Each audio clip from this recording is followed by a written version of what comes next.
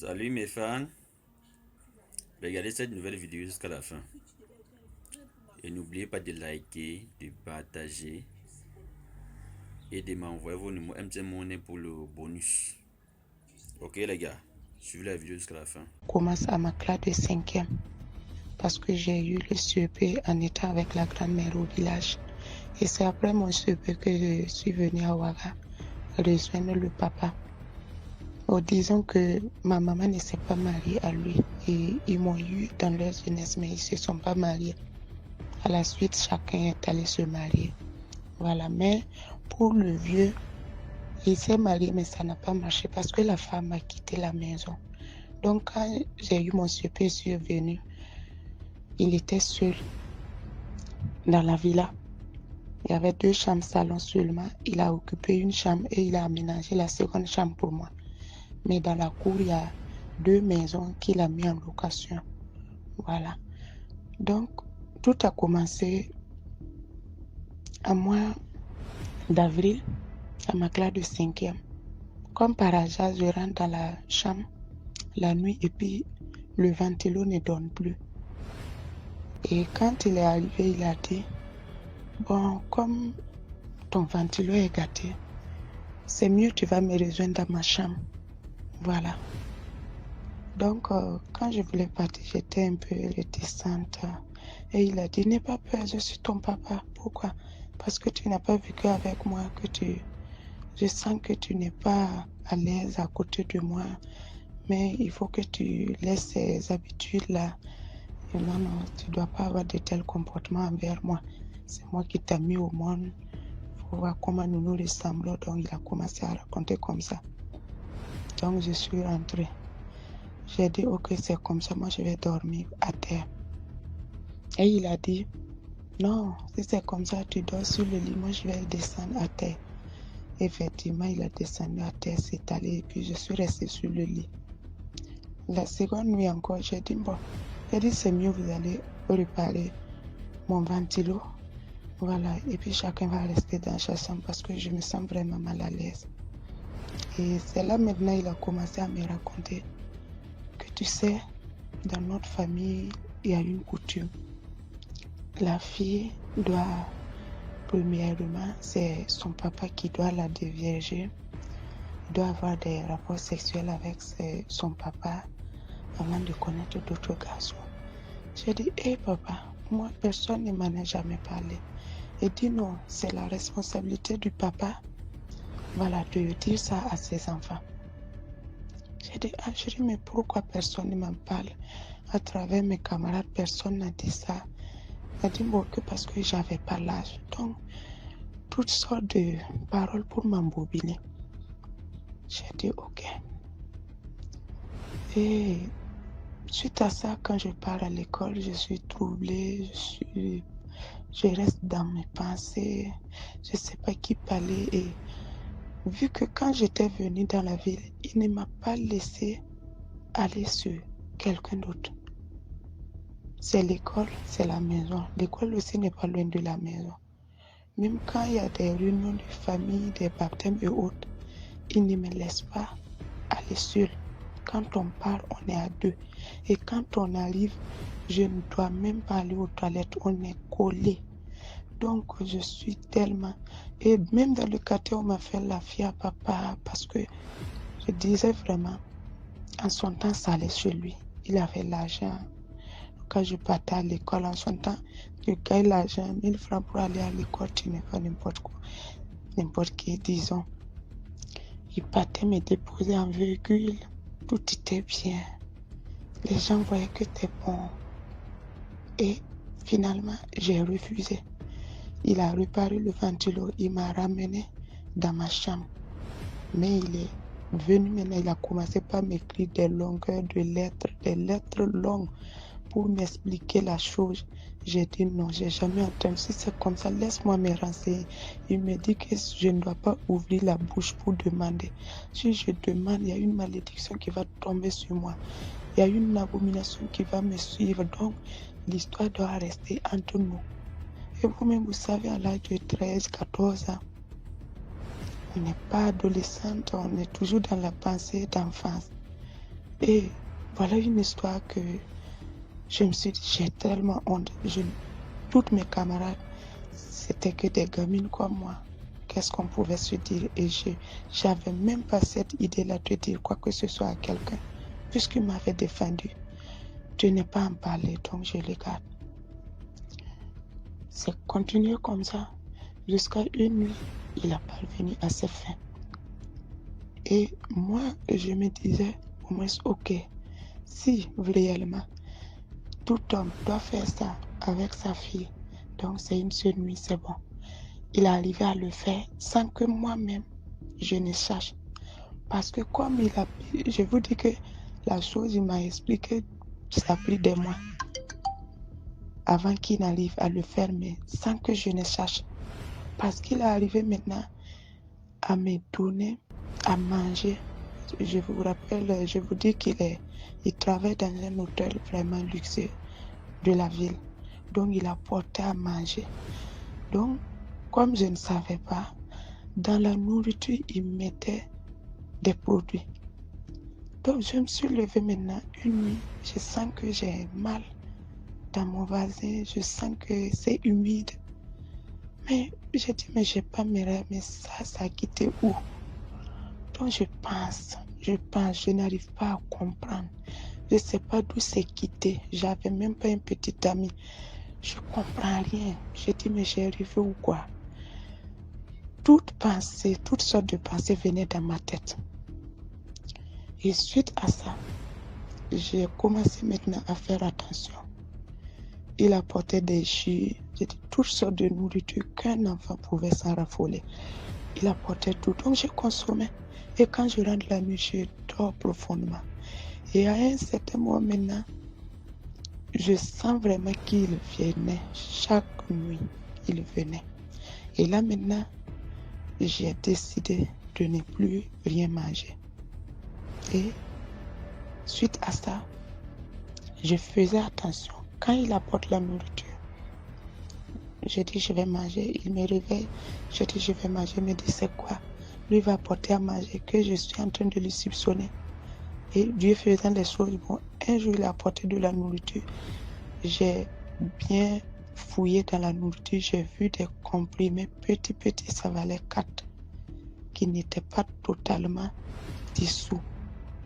Donc, j'ai pris ça, j'ai mis dans le papier et je lui ai demandé qu'est-ce que vous avez mis dans la nourriture pour me donner. Il a commencé à s'en raffoler. Donc, c'est pour cela, parce que tu soupçonnes que tu es en train de ne plus manger ma nourriture. Pourquoi? Je vous dis que l'histoire s'est enchaînée comme ça. Jusqu'à il appelle maintenant d'autres personnes, ses amis, pour venir me conseiller dans la maison.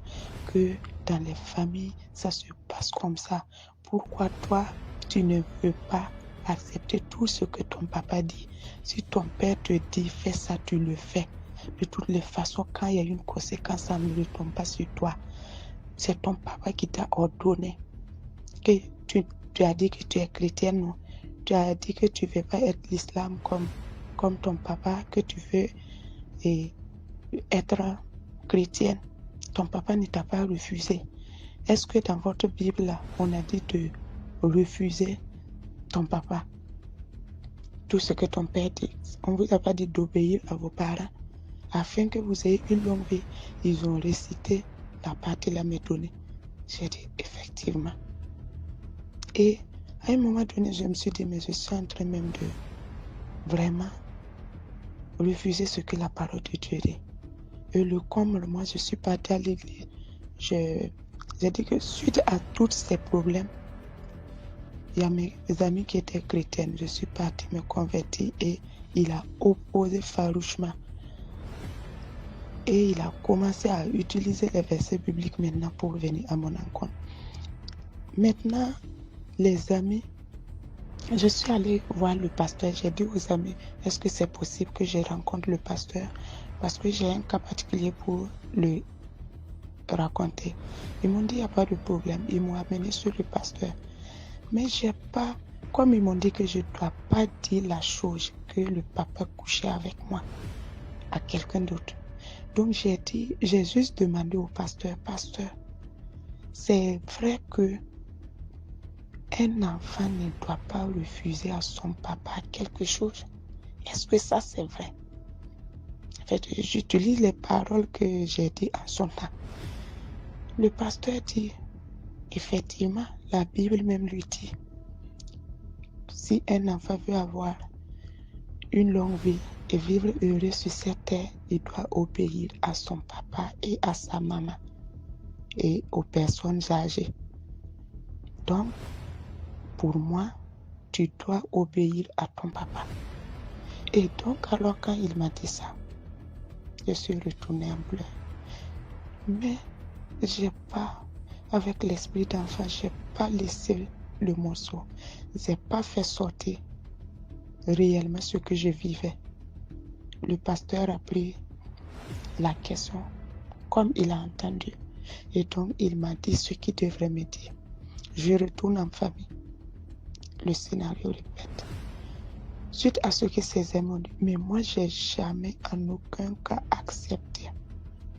Je me rappelle quand il venait, on se battait farouchement dans la chambre.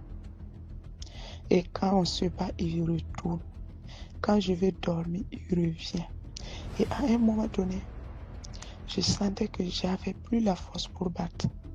Ça veut dire que quand il venait, je sais qu'il est venu. Je ne dormais pas profondément. Je ne dors pas profondément. Je n'ai pas la force pour lui résister comme au début, comme je le faisais. Je pleurais. Il le faisait jusqu'à ce qu'il en finisse. Il se réveille. Et il n'a jamais eu de regret en aucun jour. Quand il finit de le faire, il a cette démarche-là de victoire. Il gonfle ses épaules. Il se dit, tu te crois que quoi? Tu te crois où? Tu te crois forte? Il a ces paroles-là encore plus blessantes que l'acte même qu'il vient de faire.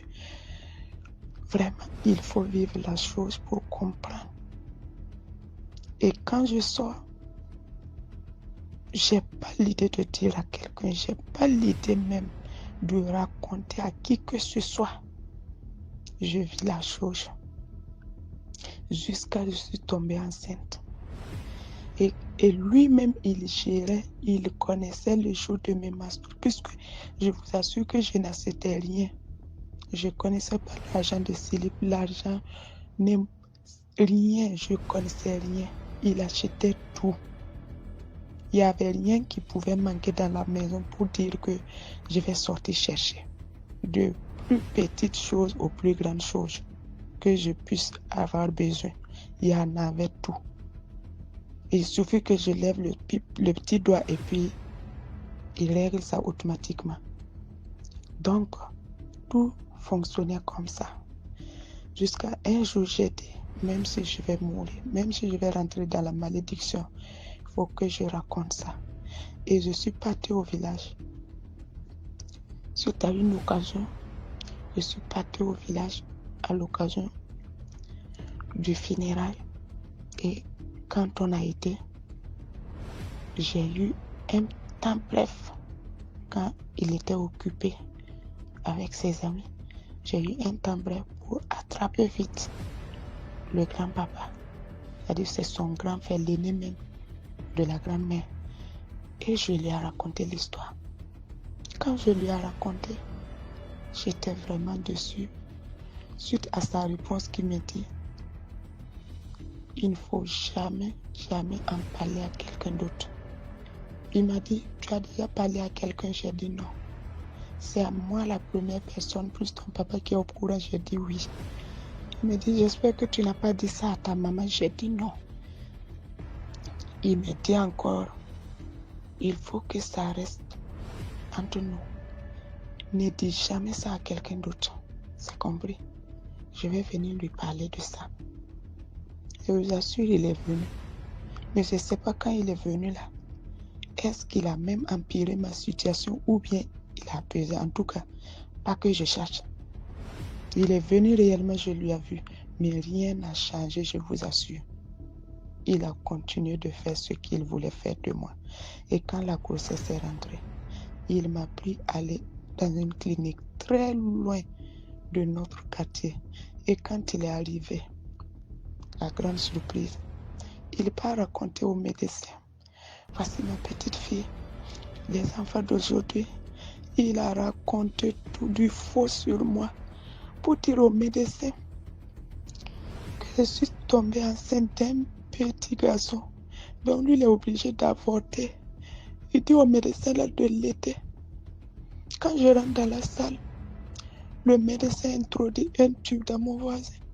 Il m'a injecté un produit qui a provoqué des douleurs.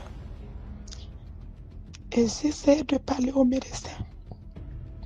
Quand je vais ouvrir la bouche, le médecin me dit, tais-toi imbécile. Quand toi tu écartais les jambes pour prendre là, est-ce que c'était pas bon? J'ai dit, tonton, non, laissez-moi vous expliquer. Il me dit, tais-toi, je ne vais rien entendre. Le médecin ne m'écoutait pas. Et finalement, j'ai pleuré jusqu'à ce qu'il termine de faire sa jauge. Il a implanté ce truc-là. Je suis revenu à la maison. La grossesse a coulé dans la maison. Il a pris ça lui-même, à le mettre dans le WC. En classe de 5e, pendant les vacances, que j'ai eu cette grossesse. Et ça a poursuivi. En classe de 4e, encore une deuxième grossesse. Il a encore enlevé ça. Je vous assure que tout ça, malgré que mon âge avançait, dans l'esprit, je devenais faible. Je devenais faible. Quand je sortais au quartier, tous les enfants m'enviaient, mais j'avais rien de bon en moi. J'étais vraiment perdue dans la tête. Et jusqu'à l'heure où je vous parle, j'ai jamais dit ça à ma maman. C'est une fois j'ai dit que l'histoire a continué comme ça jusqu'à j'ai eu mon bébé. Dans cette même histoire, j'ai eu mon bébé. Il est allé m'inscrire dans le génie civil. J'ai eu le bébé et ça poursuivait. Après le bébé, il m'a mené dans un pays voisin. Je suis allée au Bénin pour chercher mon bac. Quand j'ai été, toute la misère j'ai vécu là-bas. Il ne m'envoyait pas l'argent. Quand il a envoyé l'argent de la scolarité, c'est fini. J'ai tout râlé. Les élèves étaient solidaires là-bas. Ils m'ont aidé. J'ai pu réussir à mon bac. Je suis revenue. Quand je suis revenue, je disais Dieu merci parce que j'ai cru qu'il allait changer. Et j'ai eu le bac en 2012 parce que l'histoire était tellement longue. Je ne pouvais pas rentrer dans les détails. Voilà pourquoi je saute jusqu'à aller en 2012. Quand je suis revenue, j'ai cru que j'ai passé 2 ans, ça va. Il a encore répété. J'ai dit, alors là, il faut que ça cesse. Maintenant, j'ai l'âge. J'ai l'âge de fuir la maison. Même si j'ai pas un gars. Le premier garçon qui me parlera, comme s'il me veut, je vais fuir. Et ce que je ne vous ai pas dit, depuis que je suis sur le vieux, si jamais j'ose parler d'un garçon, si jamais il me voit marcher avec un garçon, puisqu'il partait me déposer à l'école et venait me chercher. Et même quand il venait garer, le temps que je sois allé dans le véhicule, s'il me voit parler avec un camarade de classe, il va se chamailler sur moi jusqu'à la maison. Et il m'interdit formellement. Il me dit le jour que je te vois avec un garçon, le jour que tu couches avec un garçon, tu reviens chez moi, je vais. Tu ne sais pas ce que je suis capable de faire. C'était comme ça. Et c'est comme ça quand je suis revenue. Il a continué. J'ai dit, ok, maintenant là c'est fini. Je dois fuir la maison. Je dois fuir la maison. Et j'ai pris cette décision. Et c'est suite à ça, j'ai dit au grand-papa, il faut que je parte de la maison parce que je n'en peux plus.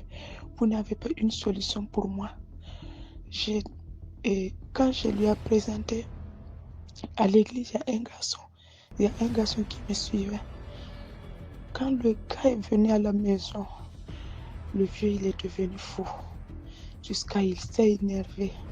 Il a tapé le mur et puis son bras là, la paume de sa main s'est fendue comme ça, comme si on a tranché avec un couteau. Il se battait avec le mur comme ça, que pourquoi, malgré tout ce qu'il lui m'a dit, moi j'ose lui présenter un garçon. Ce dernier a fui. Quand je suis revenue, et un autre jour, il y a un autre garçon maintenant qui m'a fait la cour. J'ai dit ok. J'ai dit Dieu merci. J'ai dit monsieur, ce que moi je veux, c'est de venir vivre avec toi. Je crois qu'on a eu seulement 3 mois. Voilà. Il me dit ok, de lui laisser du temps à ce qu'il réfléchit et à ce qu'il me présente aussi ses parents avant qu'on ne s'engage, avant que je ne vienne. J'ai dit ok, fais ça. Mais je veux que ça soit le plus vite possible si réellement tu veux de moi. C'est vrai que tu vas dire que je viens vite, mais j'ai l'âge. Je ne vais plus perdre du temps à rester en famille. Voilà. Le gars, il me connaissait. Le gars, il dit, mais est-ce que c'est sûr que je ne le flatte pas? J'ai dit non, je ne te flatte pas. Et c'est comme ça. Il m'a amené à aller dans leur village discrètement. Je l'ai suivi partir. Après, on est allé voir sa tante. Et suite à ça, j'ai ramassé bagage. Et quand j'ai annoncé au vieux, je ne suis pas partie sans lui dire. Je lui ai dit, papa, je crois que maintenant j'ai l'âge de me marier. Et vu que vous n'acceptez personne, aucun garçon dans la maison, moi j'ai pris ma décision. Je vais plier bagage et rejoindre un gars et puis aller vivre. Parce que je n'ai personne ici, ce qui allait. J'ai une tante, mais il connaît sur la tante si je parle là-bas. Maintes fois, j'ai vu aller chez la tante. J'ai même pas pu faire 2 nuits là-bas. Quand il quitte le boulot net, il vient me trouver, il rejoint la tante. Donc, suite à tout ça, comme je sais que je ne peux pas aller sur la tante, j'ai décidé maintenant de partir sur le gars. Là-bas, il ne connaissait pas là-bas, puisqu'il ne connaissait même pas le gars. Et quand je lui ai annoncé que je partais, il a rigolé. Il a rigolé. Toutes sortes de moqueries. Il m'a dit, ok, comme tu ne connais pas la vie, je vais te laisser découvrir un peu de la vie. Comme tu es ici, il y a tout dedans. Tu ne sais pas ce qui t'attend au dehors. Si je te dis de ne pas aller, tu ne sauras pas de quoi. De ce que je fais pour toi. Mais je vais te laisser sortir. Si ce dernier-là a pu te nourrir 1 mois, tant que tu m'appelles pour demander quoi que ce soit, tu peux rester définitivement. J'ai dit ok, papa, si réellement c'est ta condition, je vous remercie. Je vais partir. Mais je suis sûre que je ne vous appellerai en aucun cas pour vous demander quelque chose. Et ça a été comme ça. Je suis quitté la maison depuis 2013. Et en quittant déjà la maison, j'étais déjà enceinte, ça valait 2 semaines. Quand je quittais, il dit que tu es enceinte ou bien tu pars comme ça. J'ai dit je suis enceinte. Il me dit si c'est comme ça, passe sur la tente parce que chez nous, la coutume c'est comme ça. Tu passes sur la tente. J'ai dit non. J'ai pris la décision d'aller vivre avec le gars, donc je pars là-bas. J'ai dit, vous m'avez dit de partir, que si je peux supporter tout. J'ai décidé de partir. Pourquoi dire encore de repartir sur la tente? J'ai dit, je ne pars pas sur la tente. Je vous assure que je suis en train de sauter des étapes et vous allez le sentir. Vous allez sentir que ça ne va pas être cohérent parce que c'est beaucoup. Donc je saute pour ne pas prendre assez de temps. Donc, ça a été comme ça, j'ai fui la maison et j'ai eu ma première fille dans l'année 2013. Et après l'accouchement, le gars, il est revenu avec ses parents pour arranger, pour donner la dot, pour que les choses soient définitivement réglées. Et quand il a amené ses parents, le vieux chef fâché, il les a insultés, parlé mal comme ce qu'il pouvait. une première fois comme ça, deuxième fois comme ça, troisième fois. Les parents du gars ont décidé maintenant que eux, ils ne viennent plus, que c'est fini. Que eux, ils ne me cherchent pas. Mais moi, je suis avec eux. C'est mon papa qui a refusé qu'eux ne donnent la dot. Donc, ils ne me cherchent pas, mais ils ne vont plus jamais mettre pied sur mon papa. Tant que ce n'est pas le papa qui leur fait appel. Et donc, actuellement, c'est la situation que je vis. Je suis avec le gars. J'ai eu mon deuxième enfant en 2017. Et je suis avec le monsieur. Ma famille a refusé. Et ce que je ne vous dis pas encore. Quand le papa a refusé, puisqu'ils ont tenté d'abord de venir chez lui ici avant d'aller au village. Parce que sans passer par lui, on ne peut pas aller au village. Et quand je suis partie au village pour raconter à son grand frère qui est là-bas, je lui ai dit, vous-même, vous connaissez l'histoire. C'est la même histoire que je vous ai racontée depuis. Cette histoire existe toujours, papa. Maintenant, comme vous êtes le grand frère, je crois que vous avez l'autorité plus que votre petit frère. Aidez-moi à arranger mon mariage avec le gars. Le gars, il veut de moi. Mais vous savez l'histoire qui se cache derrière mon papa et moi. Dites-lui de laisser les gars venir arranger la dot. Son grand frère me dit, il a fait sortir un proverbe de chez nous. Il a dit, c'est vrai que lui, il est le grand frère, mais la chose, c'est pour son petit frère. Donc, comme il a fait sortir cette parole, j'ai dit, ok, donc ça veut dire que vous êtes l'aîné, mais vous ne pouvez rien faire pour moi. J'ai dit, ok, donc merci beaucoup. Et c'est suite à ça, je suis revenue, je suis avec le gars. En tout cas, sur le gars, il n'y a pas de dispute. Mais rien ne va. Rien ne va. Rien ne va financièrement. Mais c'est pas le finance même qui me perturbe. Je vous ai dit que j'ai eu le bac en génie civil, le BEP en génie civil. Je ne peux pas postuler. Quand je gagne un travail, je vais suivre le chantier, ça va bien terminer. Le patron va me remercier. Il n'y a pas de suite. Et jusqu'à l'heure là, il est en contact avec moi. Il m'appelle. Il me dit tout est fini. Tu peux revenir. Même si tu fais autant d'enfants, je veux que tu reviens à la maison. Je vais payer tes études pour que tu puisses terminer l'université. Tu ne peux pas rester avec ce gars tout le temps. L'histoire est toujours dedans. Je fuis même la maison. Je vous assure, à l'heure que je vous parle, ça vaut près de 3 ans que je ne parle pas sur lui. Pourtant, là où mon mari est, et puis chez lui, ça dépasse même pas 5 km. Mais je ne me rends pas là-bas facilement. Et les gens qui ne savent pas parler, il sort, il m'insulte. Il raconte à tout le village que lui, il a dépensé des millions pour m'inscrire à l'école. Tout le monde, que lui, il m'a donné tout pour réussir. Et j'ai fui aller avec ce vaurien. J'ai décidé d'aller vivre dans la misère. C'est ça il raconte à ma maman.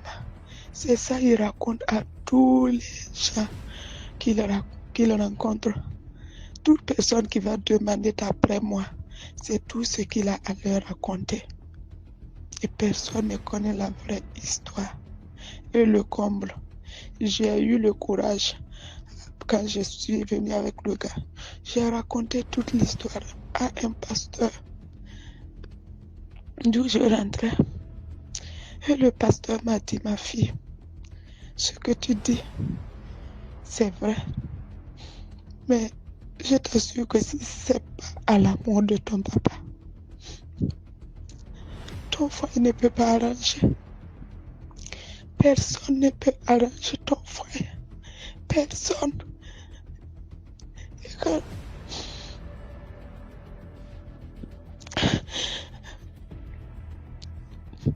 excusez-moi,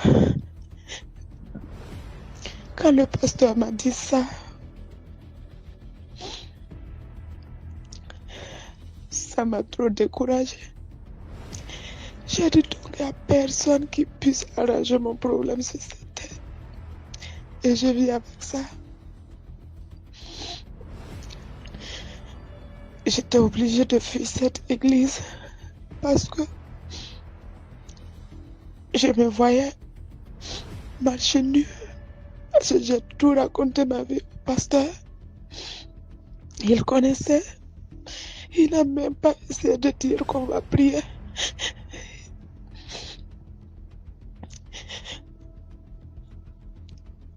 Il m'a dit que qu'on ne peut pas arranger. Et je vis avec ça. J'ai changé d'église. Je m'efforce.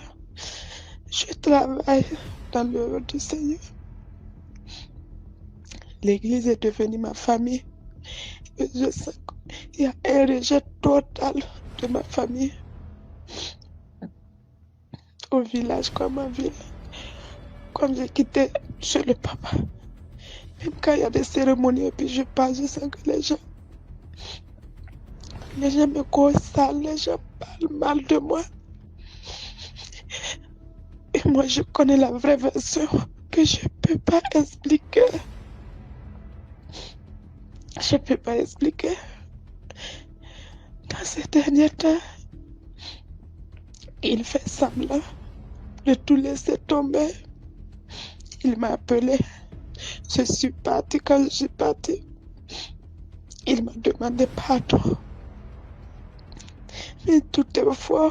Je sais que c'est faux. Il m'a demandé pardon. Il dit qu'il regrette. Qu'il veut que je revienne à la maison. Qu'il veut que tout s'arrange pour moi. Mais une fois que j'ouvre la bouche pour dire, mais pour monsieur là, vous dites quoi, il me dit. Moi, je connais ma fille. Je ne connais pas un homme dans ma fille. Je connais ma fille. Et je parle à ma fille. Et je ne veux pas que tu me mentionnes encore le nom de quelqu'un d'autre. Donc, je vous assure que je vis toujours dans l'histoire. Et rien ne va. Je vis toujours dans l'histoire.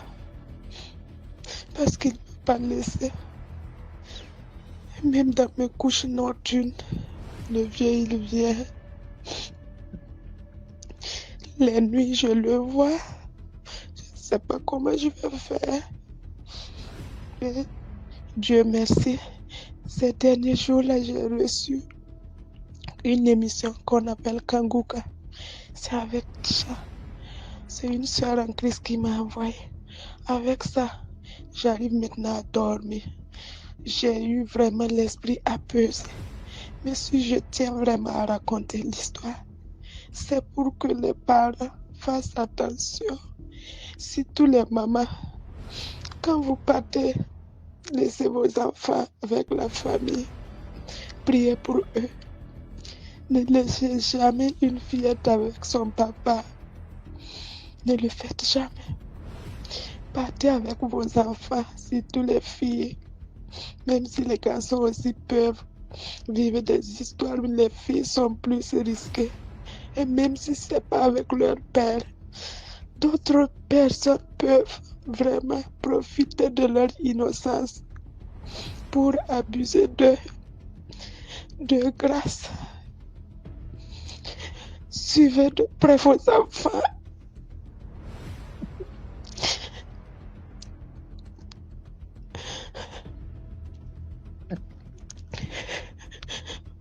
Vous ne pouvez pas savoir comment ça fait mal. Ça fait très mal de vivre ces choses, de ne pas pouvoir le raconter.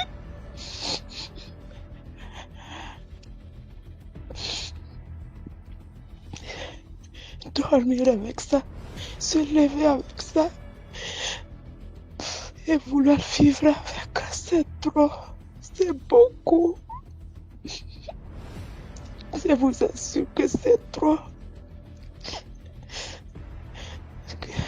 Quand je regarde mes enfants, j'ai prié pour eux. J'ai prié.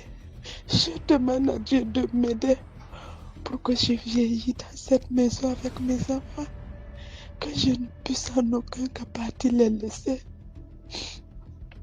Mais je vois que les choses continuent de tourner de mal en pire. Je ne sais pas comment ça va terminer. J'espère tout au fond de moi qu'avec la prière de Kakuka, tout va rentrer dans l'ordre. Je sais que c'est par pure grâce que je vis toujours. C'est par pure grâce. Avec tout ce que je vis dans les nuits, c'est par la grâce de Dieu que je vis toujours. Jusque-là, c'est la prière, rien que la prière, puisque ça n'en parle pas. C'est Dieu qui connaît mon histoire. Et c'est à lui que je crie chaque fois. Dans la deuxième église d'où je suis venue, le pasteur et sa femme me prêchent chaque fois. Ils disent, ma soeur, tu travailles bien pour l'œuvre du Seigneur. Mais on sent que tu es fermé. Je dis à moi, j'ai raconté l'histoire derrière. J'ai pas eu de soutien. Si réellement, vous aimerez que je vous raconte ma vie avant que vous soyez à l'aise, je vais poursuivre. Mais je parle ça à moi, je ne le dis pas, non. Donc, quand ils pensent que